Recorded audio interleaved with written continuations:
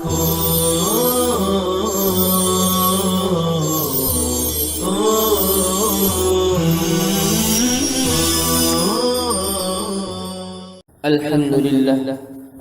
لله عالم الغيب والشهادة الكبير المتعال، وأصلي وأسلم على سيدنا محمد عظيم المكانة كريم الخصال. أما بعد، فأيها الحاضرون، إن الله قد أحاط بعلم الغيوب كلها، وهو شاهد على علم الشهادة كله. لذا قال الله عز وجل عن نفسه: عالم الغيب والشهادة الكبير المتعال. وقال الله جل وعلا: ألم يعلموا أن الله يعلم سرهم ونجواهم وأن الله علام الغيوب. فالغيب ما غاب عن الناس، والشهادة ما شهدوه وأبصروه وعاينوه. فعلم الله سبحانه وتعالى تام وكامل ومحيط بكل شيء، لم يسبقه جهل ولا يلحقه نسيان، وما كان ربك نسيا. وأحاط بما لديهم وأحصى كل شيء عددا. وكل الأشياء التي اتصلت بها حواسنا هي في عرفنا أشياء مادية، لأننا شهدنا شهودا حسية، ولا يشك بوجودها إلا فاقد الحس. ولكن العالم مشحون بالأشياء الكثيرة العجيبة التي لم نتصل بها عن طريق حواسنا، وهذه الأشياء موجودة حقا، ونؤمن بوجودها وإن كانت غائبة عن شهودنا. ونسمي هذه الأشياء بعرفنا أمورا غيبية، أي غائبة عن عالم الحس فينا. فهذه أرواحنا السارية في أجسامنا، لا نسمعها ولا نراها ولا نلمسها ولا نشمها ولا نذوقها، ومع ذلك فهي موجودة فينا حقا. نؤمن بها ونحرص عليها كل الحرص، بل بها نحرص وبها نألم وبها نسر، وفيها بقاؤنا.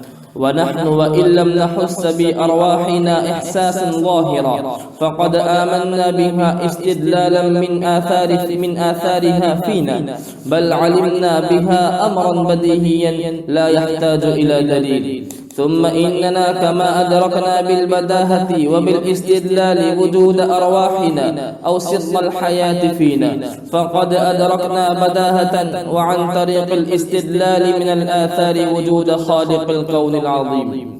وكما أننا لا نستطيع أن نتخيل صورة ما لحقيقة أرواحنا، وهي أدنى مراحل عالم الغيب بالنسبة لنا، بل هي داخلة في تركيبنا، وجسمنا قفص لها، فكيف نستطيع أن نتخيل حقيقة ذات الخالق العظيم؟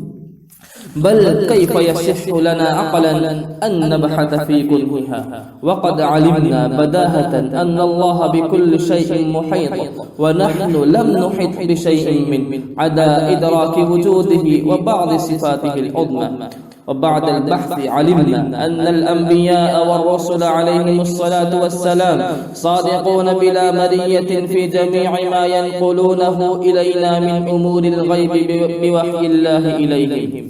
وعلمنا أنهم بصفاء أرواحهم وطهارة نفوسهم واختيار الله لهم رسلا للبشر اتصلوا بالوحي من عالم الغيب، فالوحي يبلغهم بعض الحقائق المغيبة عنا بشكل يقيني واضح، وهم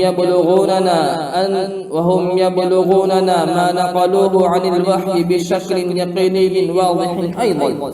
وما علينا بعد أن علمنا صدقهم وتأييدهم من قبل الخالق العظيم بالمعجزات وخوارق الأعداد، إلا أن نؤمن بما أخبروا به ونسلم تسليما دون مناقشة أو اعتراض.